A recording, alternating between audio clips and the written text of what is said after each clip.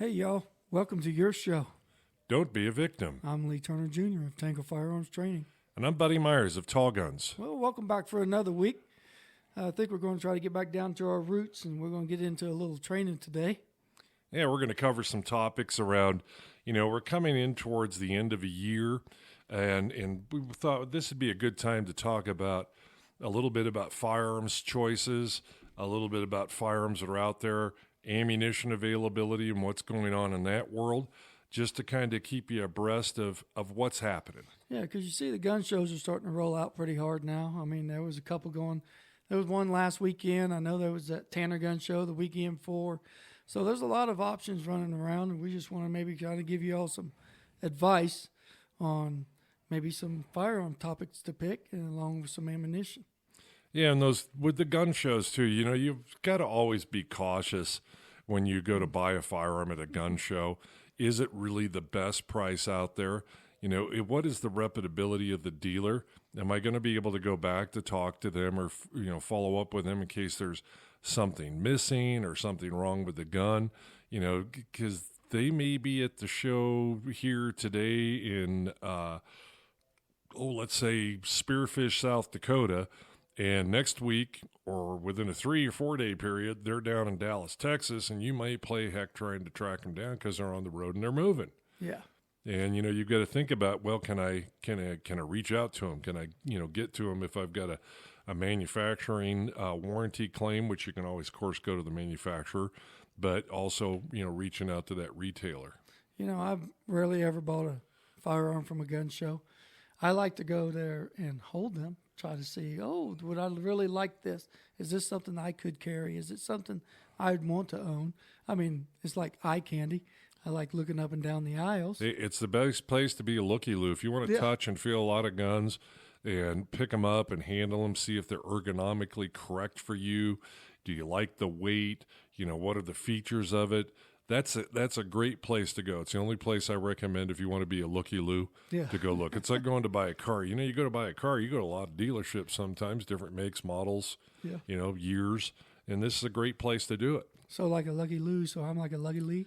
You're like a Lucky Lee. Yeah, yep, Lucky Lee. More Lucky, listen, Lucky Lee. Yeah, that works good because then they can go, well, you ready to buy that? Surprise, surprise, surprise. No, I'm not. I'm just here as a Looky-Loo. No, I have to admit, I have bought things from gun shows, but they're not guns. I buy parts. Yeah. Because as a gunsmith, I'll go there to find, somebody's got a gun that's a boat anchor and it's been taken apart, and they're selling the parts, or there's a gun that's completely wasted. Well, I don't care about the insides. I'm after the guts of what's inside of it. And I'm glad that we decided to talk about ammunition today, too, because the gun shows are selling ammunition, and you got to be careful buying these reloads out there. Oh, my gosh. Yes. There's a lot of gun shows allowing people to sell their reloads right now. And like I've told a lot of clients in my base that you better know that guy, and you better trust him if you're going to shoot his reloads. Yeah, because, here's the thing about reloads, folks, is that, with reloaded ammunition, one, you have no idea what their quality control is. Mm-hmm. Two, did they put the right powder in there? Yeah. Three, did they put the right bullet weight in there? And, by the way, you don't know how many times that case has been shot because you can't reload cases in perpetuity. They have, there's a limited amount of times that you can reload them because they stretch and the metal gets, it reaches fatigue. And you got no idea how many times those rounds have been shot. Yeah. I mean, you got your first timers, but like me, when I'm a reloader, so when I make them and I reload them, I have a little check mark. And I check it off. How many times this casing's been reloaded? So now once I start getting down to what I know my limit is on them, that's when I start taking a little bit more precaution, looking at them and saying, well, it's probably time to take this one out, flick it in the trash, and start anew.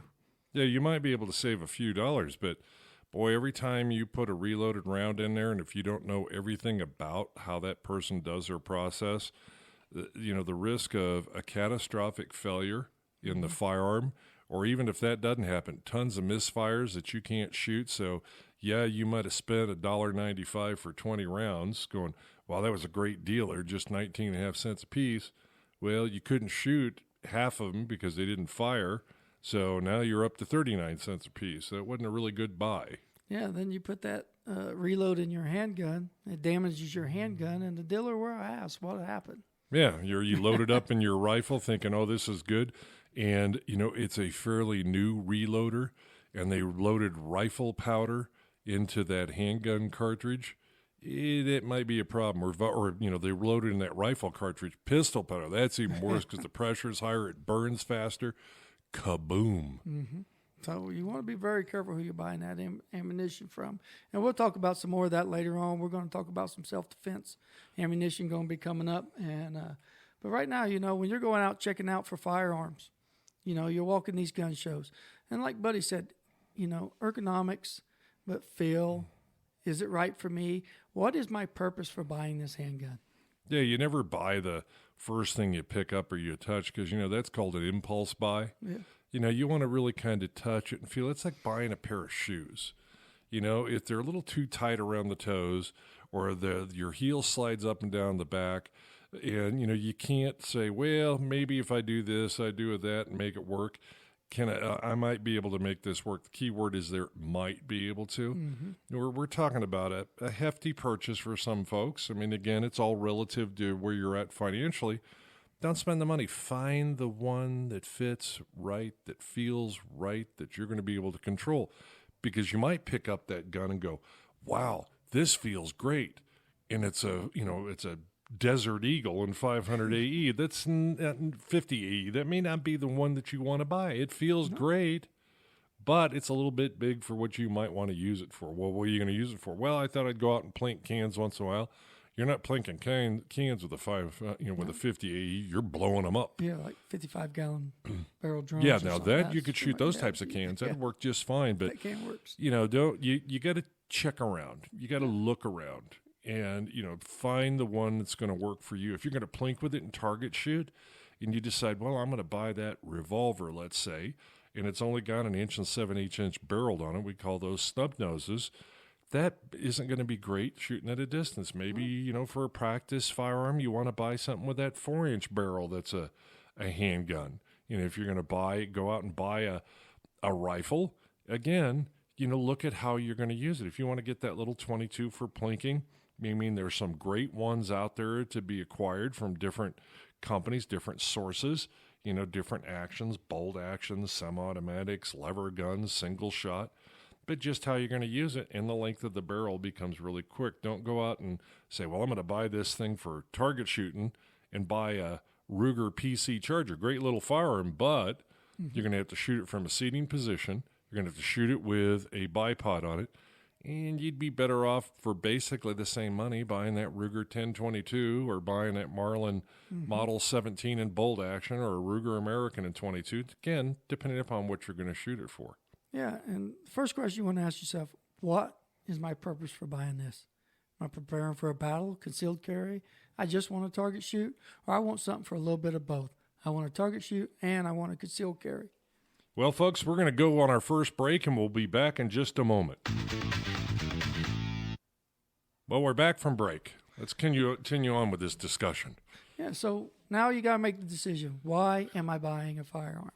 Is it for hunting, concealed carry, self-defense? What is the purpose of me buying this? Recreation, having fun. Collectors, such as Buddy. Collectors, yeah. Yeah, what is your purpose? So let's just start with the concealed carry. Let's say I want to just buy a handgun for concealed carry.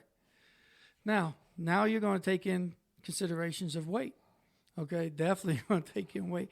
Because once you stuck it on your hip, inside of your pants, you're going to take about 3 steps, and you're going to be pulling those pants up, or you're going to be tightening that belt up pretty tight, and you're going to be squeaking when you get it to a certain tightness. Yeah, because it's again, how does it fit on my body? It's just like the holster that goes with that handgun.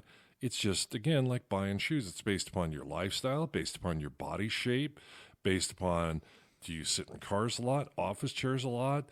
Do you move around a lot? Are you working, outside in one of the trades?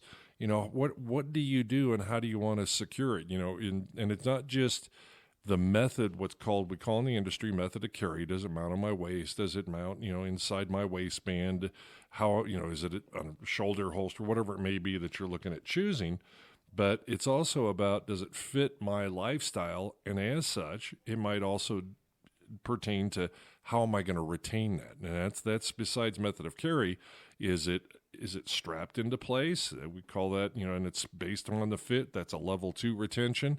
Is it a level 1? It's got no straps on it. It just fits as a result of the tightness of the fit of the holster. So again, there's a lot of factors that go in here. If you're going to use it for recreational shooting, do I want to have sights on it that are easy to see? Do I want to have a red dot on it? Do I want to have a laser on it?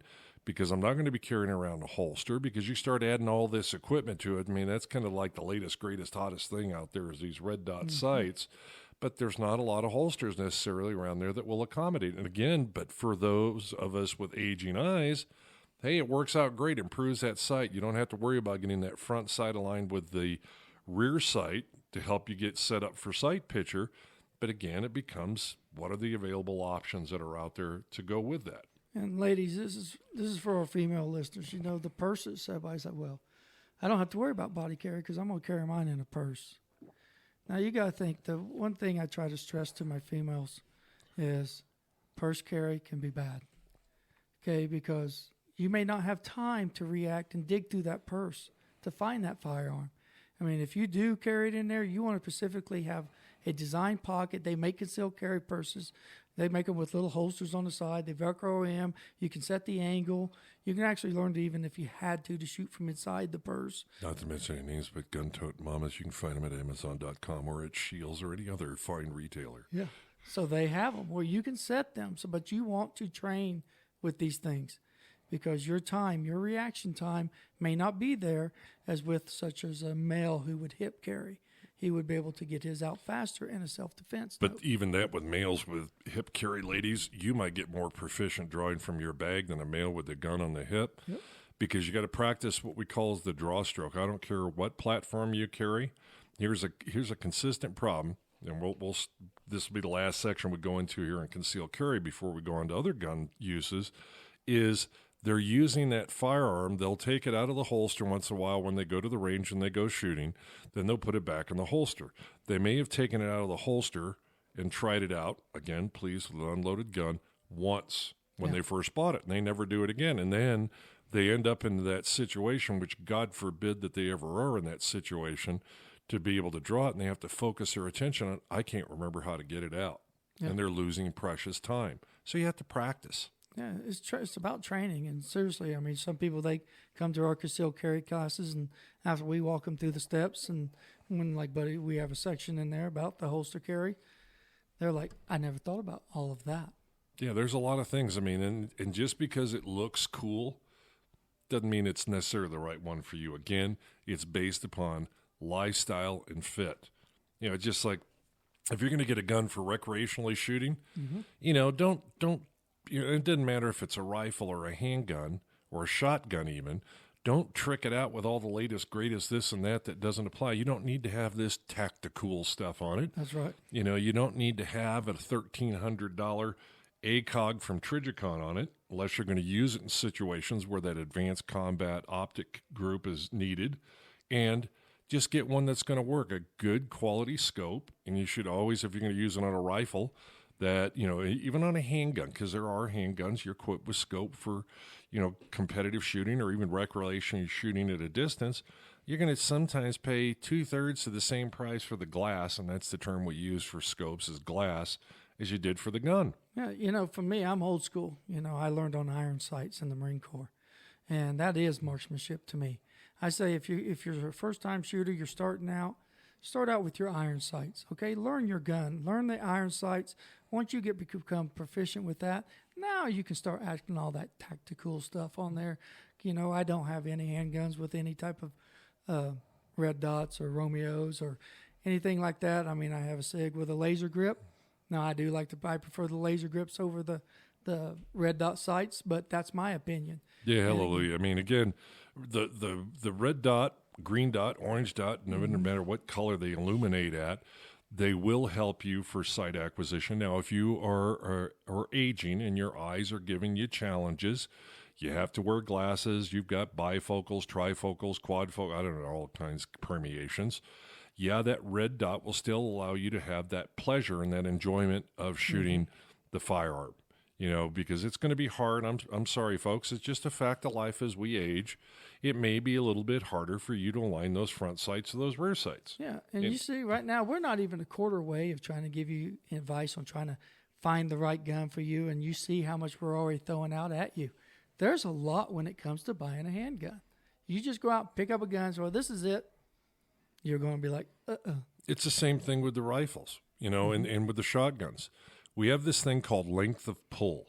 Length of pull is measured basically how far, when you pull that gun stock into your shoulder, how far you have to reach forward for the trigger. Well, there's specialized ones for youth that are a little shorter in the stocks, and they can actually get replaceable stocks. You can buy one rifle or shotgun that can last a person their entire life.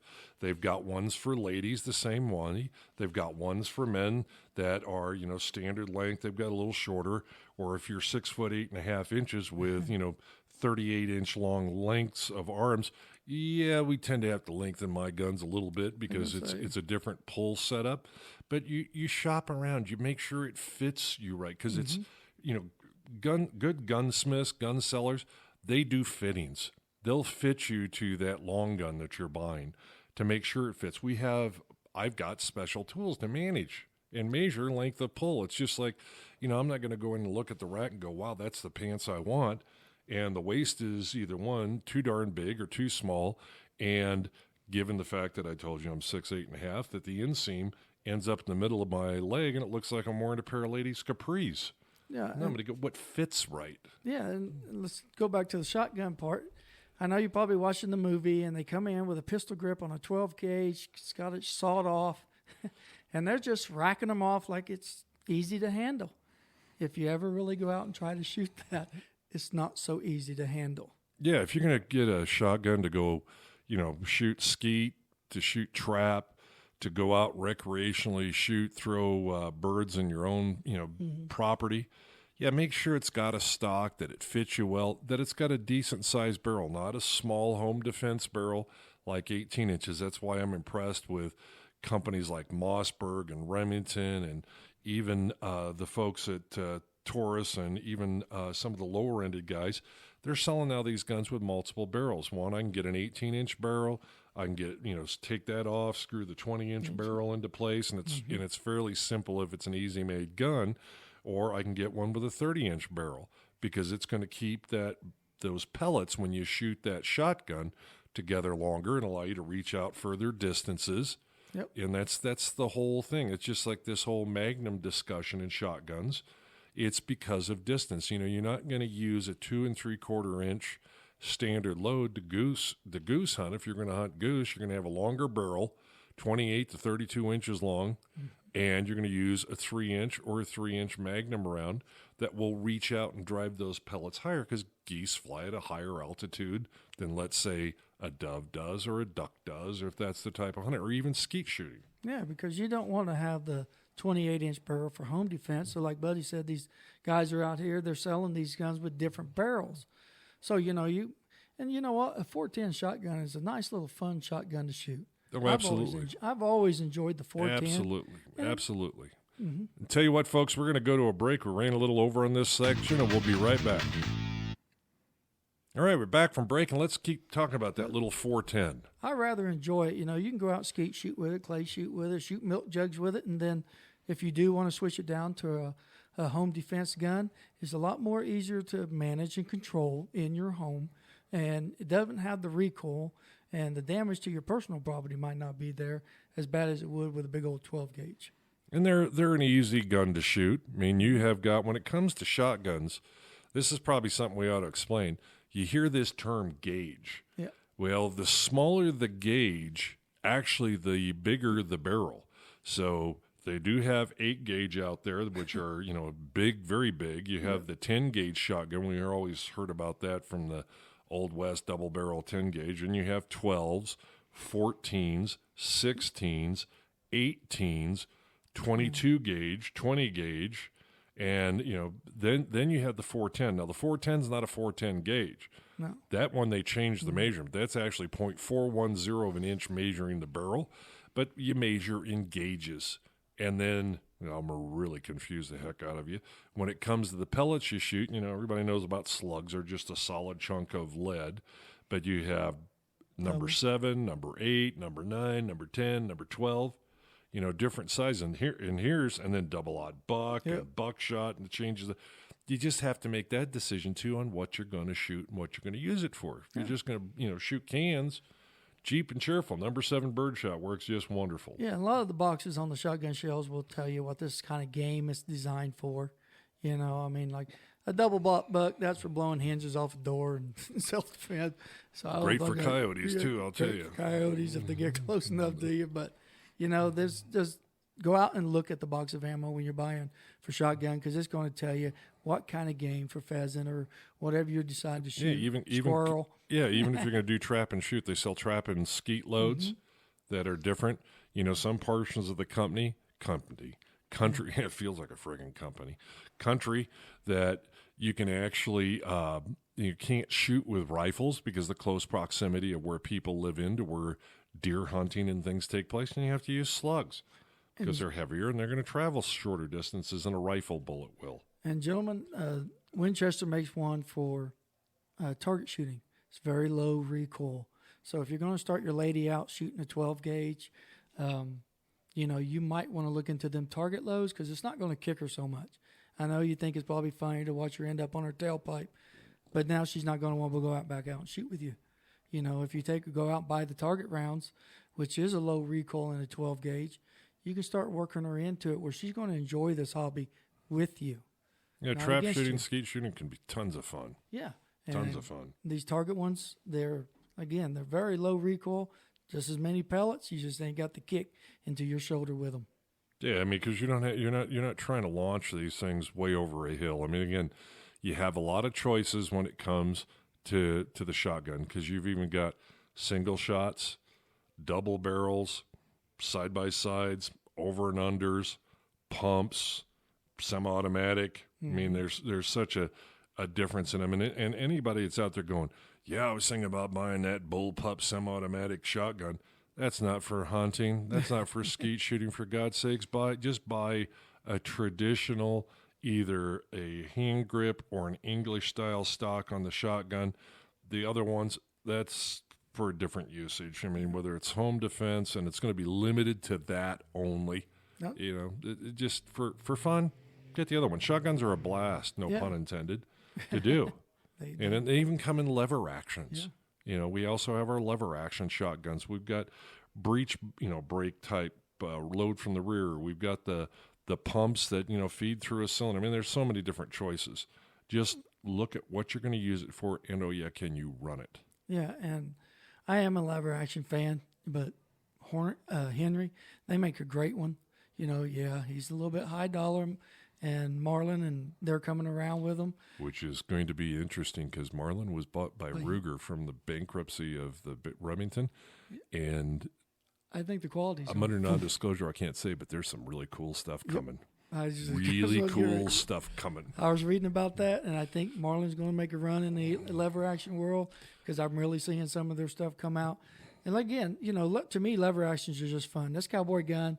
And you're getting back down to the basics. Yeah, you can put scopes on them. You can trick them out if you want. Me, I'm just iron sights, and the accuracy of these things are crazy. I have one chambered in a 357 mag. Oh, we're going to shift to rifles now, folks. Yeah, we went from shotguns to rifles.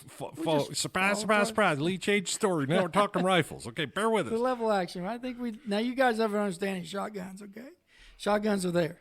So, but with the lever actions, they are a fun recreational gun. They are, but they're also good for hunting.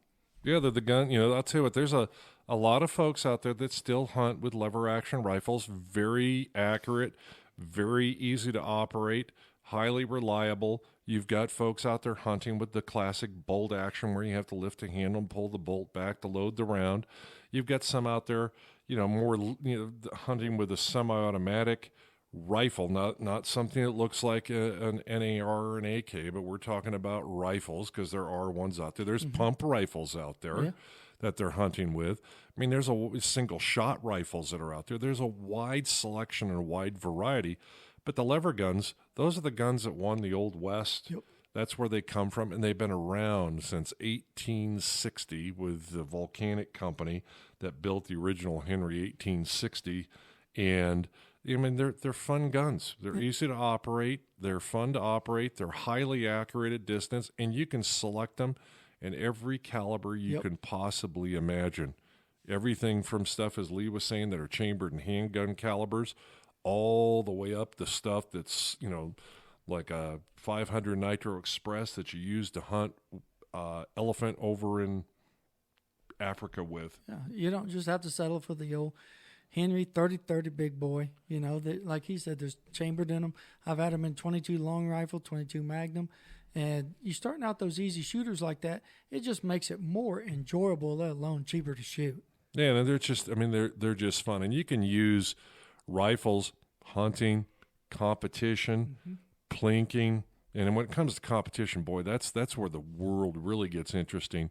You can shoot short distance, long distance, high accuracy, high power, low power.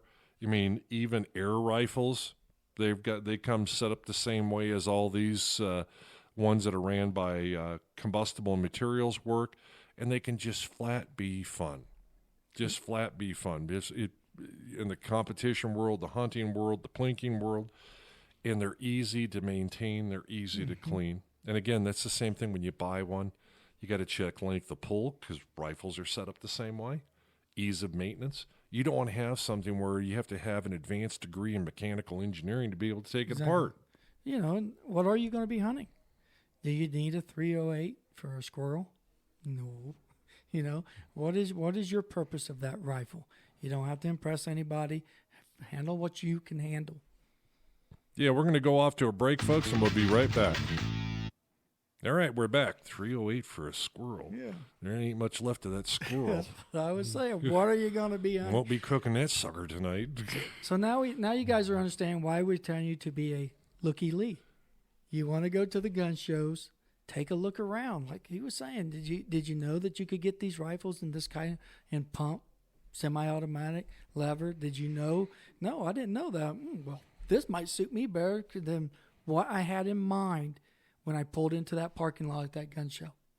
Plus, getting away from the semi-automatic as a beginner, if you're a beginning shooter, having to shoot a bolt action or a single shot or even the lever action gun, you have to rethink about aligning to your target, getting yourself set in, locked in to be able to take the shot.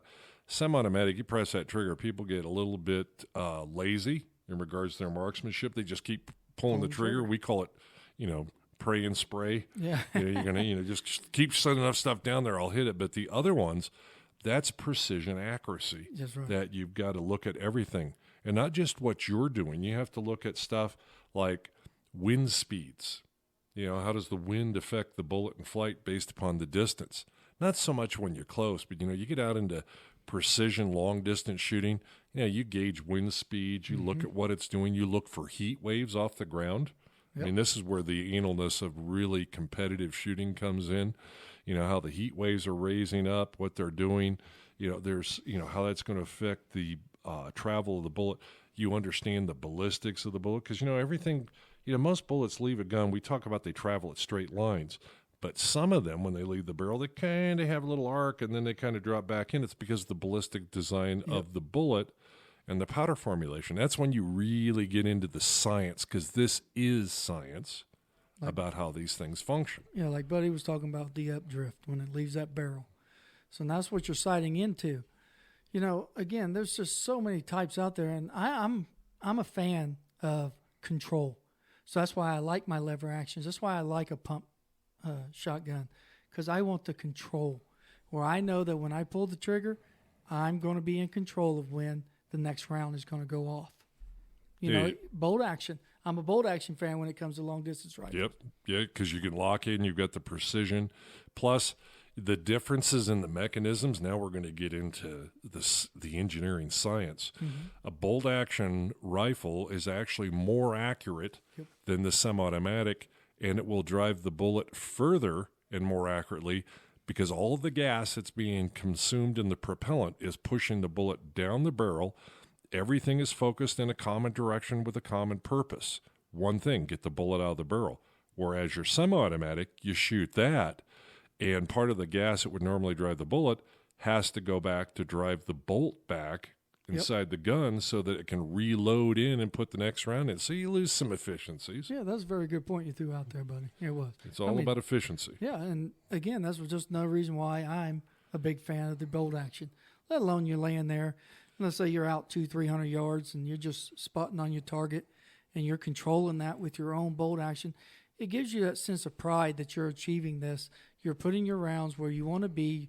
You're trying to keep a nice quarter group, $50 group, and now you're starting to feel the pride in what you're doing, laying behind that rifle, other than I'm just throwing rounds down range. Yeah, and before we get a bunch of emails at DBAVictim@gmail.com or at posted up on our Facebook page, DBA Victim, is that yes, we know that there are accurate semi-automatic shooters. My son competed for the United States Marine Corps in their service-grade rifle team. Yeah, semi-automatic M16, single shot, downrange, 600 meters, group them in the size of a dime.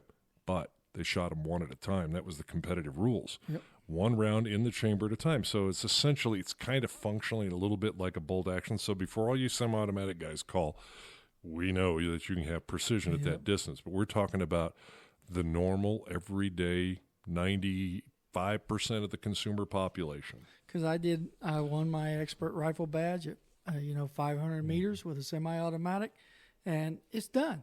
But it's my rate of fire, my my finger controlled.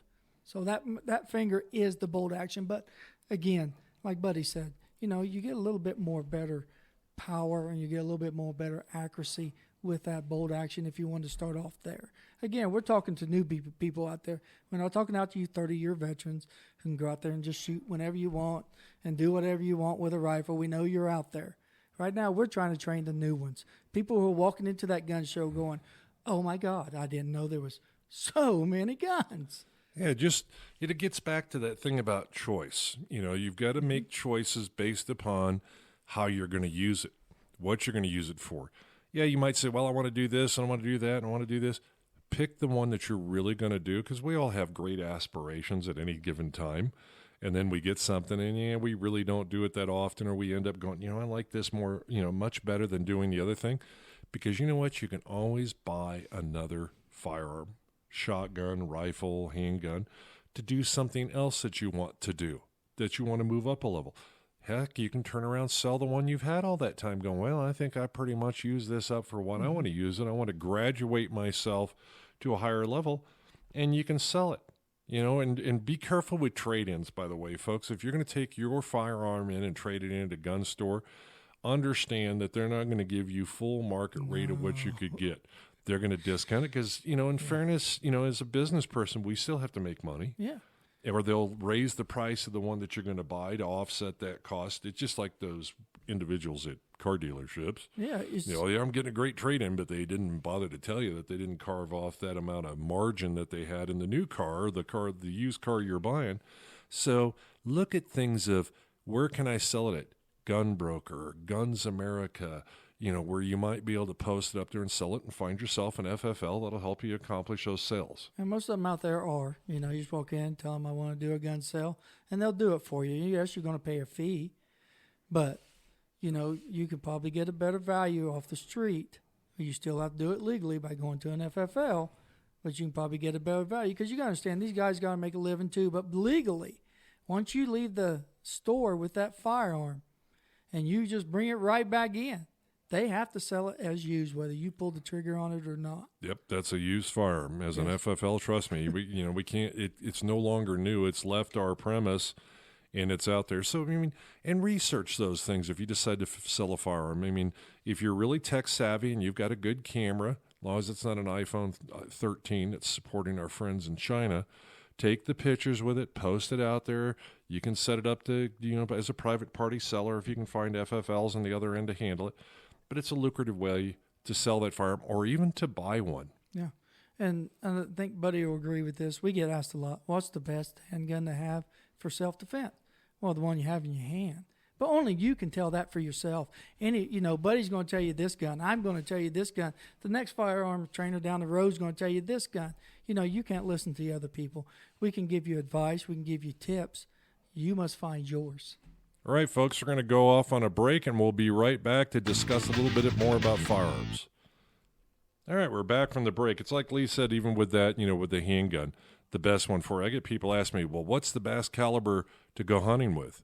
And I tell them, well, it depends upon the game that you're going to hunt, based upon the regulations in the state where you're at with DOWs, what they're going to allow you to hunt, what things with, and you need to check with them and then make that choice. If you're going to hunt antelope, 270 works really good, 243 Winchester. If you're going to move up into something like, elk and larger deer, our deer here in Colorado is a little bit larger than what you get with East Coast deer.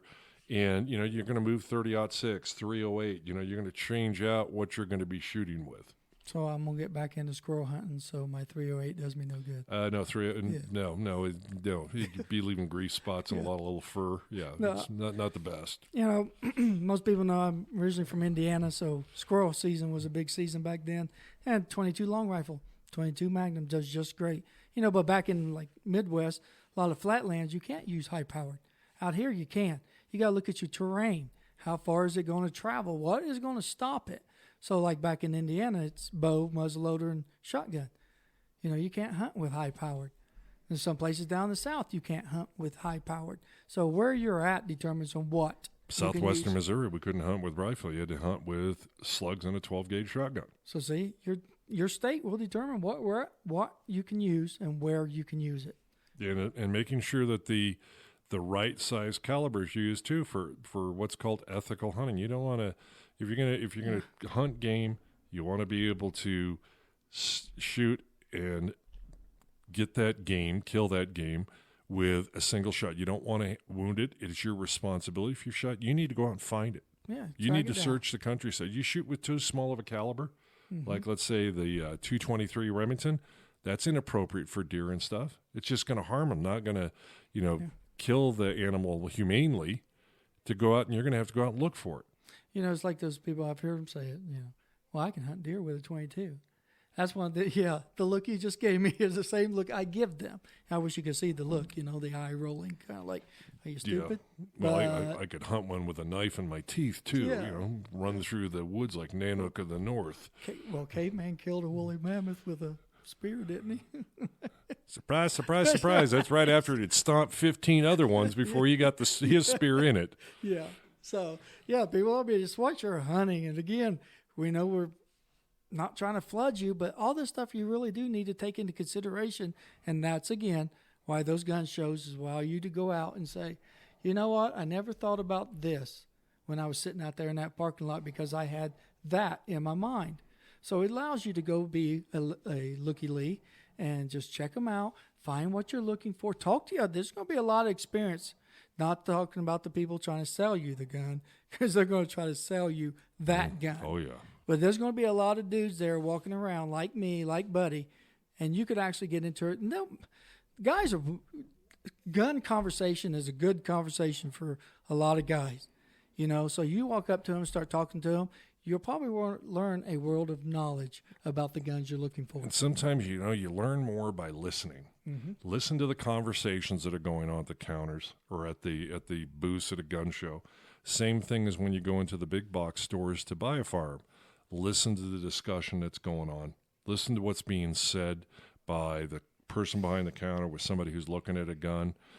Go out to, YouTube, find some, reputable shows that may be posted out there or search the web, Guns and Ammo TV, go to michaelbain.tv, and my friend Michael Bain does a great show. Craig Boddington does some really great things on Guns and Ammo TV that are out there, Guns and Ammo Magazine. You've got some stuff out there from Phil Shriver, American Rifleman TV, that about the different guns and how they shoot and how they're used. I mean, just do your research. And I think Buddy agreed with me on this one is the magazines. You just be kind of careful with the magazines because they can be kind of biased, And I'm not going to say them by name, but, they do get paid to advertise that gun, and they're going to say that's the greatest gun that's on the market right now, which may not be true. everything you read, you should always trust but verify. Yeah. There is a salting of the mind that does take place. So you got to do your research, do your due diligence in what you want to get. Which brings us around, since we're doing due diligence, we've talked a little bit about ammunition calibers and things. Is that ammunition? If you're tracking what's going on in the industry and in the magazines, ammunition is coming more available again. Yeah. They're finally getting out of the ruts. They're finally getting out of the problems. Now, we've been dealing with a little bit of a perfect storm because what had happened with the ammunition manufacturers, they had bullets, they had casings. Now, we had a problem with COVID, which also caused their manufacturing to get shut down. But the powder and the primers, the majority of those, unless it's the company holds and has it all integrated where they make their own, which there are a few that do that, they outsource that to other companies, which may be these same companies that make ammunition for other stuff, because you might get an XYZ round that their competitor, ABC, actually sells them the primers. Well, the primers weren't available. Propellant wasn't available. So there, again, because of COVID craziness or the sourcing of some of the materials of those coming from other countries that, they also had their own shutdowns. But when I say perfect storm, some very specific calibers, 308, 5.56/223, and 9mm has been in short supply, because at the same time they're trying to meet commercial demand for you and I and the rest of the citizenry, the military contracts need to be fulfilled, because with military, and any of you that have ever worked in the government world know they have to spend every dollar before the end of the budget year or they lose the money. So, boy, I'll tell you what, they're trying to fulfill orders right now. And by law, you have to fulfill a governmental contract before you fulfill commercial contracts. Yes. So when you're frustrated, you're blaming it on the government, you're blaming on this. No, it's just a perfect storm of failures within the supply chains. You're going to see this when you go to buy Christmas gifts this year, folks, because we got that problem. You go to the stores and you see a shortage of products on the shelves. Yeah, that's the same problem. It's supply. It's, it's going to take a while for things to recover. Yeah, because they will fill the military contracts before they do the civilians. So us going out and finding those specific calibers we may be looking for, a specific brand you may be looking for. So, again, that's why it's nice to have your cheap shooters versus your high-dollar shooters. Have a couple of different options. Shooting a rifle. So you can sit here and train on your 22 long rifle and then go hunt with your 308. But the 22 is cheaper to shoot. Yeah, I mean, again, it's based upon the ammunition, what's available, what's selling. Do you really want to shoot that big, a bigger caliber just to go have fun, practice, hone your skills? Yeah, buy the cheaper stuff. Buy a 22 long rifle. Rifle. It shoots the same. It requires the same disciplines to be able to do it. I'm a 22 mag fan, but right now I'm telling you, 22 LRs are a lot easier to get your hands on than 22 Magnums are. Oh, absolutely. So that would, if you had to choose between the two, LR would be the way to go. I know we're coming close to the end, but you know what I've been finding that's surprising? I have my distributors calling me, asking me if I want ammunition and what they've got available. Used to be I had to go claw and, dig to find it. Oh, now they're starting to call me again. Yeah. Man, I got, I won't mention the caliber, but I had 3,000 of them arrive last week of one that you haven't been able to find for a while. So that's lets you know it's starting to come back around. So you don't have to go out and hoard it all. Yeah, I mean, I'm sure the hoarders who picked it all up, and that's why we got into that shortage. But go out and get you a nice little pile to go out and plink, and then pick up your hunting rounds that you decide that's what you want to use. Yeah, it's like your car. You don't keep the tank full all the time, but you always fill it at half a tank maybe. Yeah. That's how you ought to look at ammunition. I don't need to buy and always have a full tank. I'll use some up till I get to a half tank and then buy more because you want to keep it fresh. Yeah. Well, folks, we're coming up to the end of another wonderful show.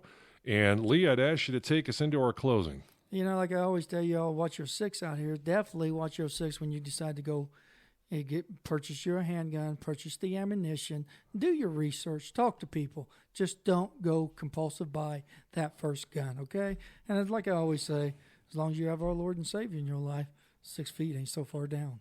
As Lee was saying, don't be a victim to unethical individuals that may be selling you something. Exactly. And as I always tell you, freedom is not won on the battlefield, but in the school and in the home. Know what your children are being taught, what you're teaching them, and even what you're educating yourself about. Until next week, folks, have a great week.